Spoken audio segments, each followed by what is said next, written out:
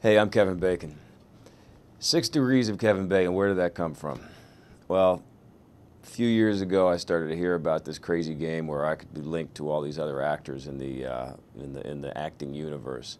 When it first came around, I thought it was kind of a joke at my expense. Like, can you imagine that this bum can be connected to one of the greats like Laurence Olivier?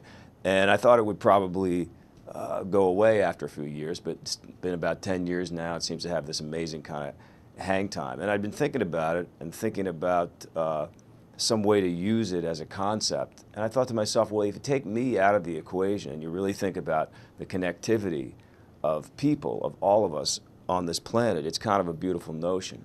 The notion that we are all connected and that we all kind of essentially climbed out of the same swamp. And maybe we will be a little bit more focused on what our actions do to affect people on the other side of the world or even down the block.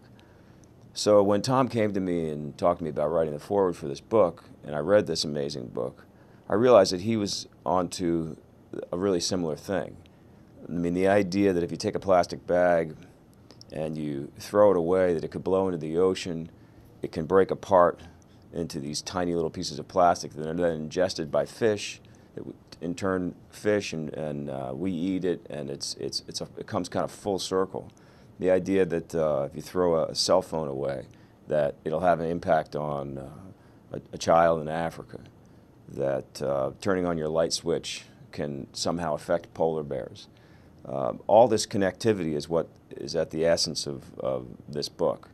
And it's a very powerful, powerful message. And given the choice, we as human beings will do the right thing by our planet and by our brothers and sisters, and think about the actions that we do and how they are going to affect other people on the other side of the world and affect ourselves.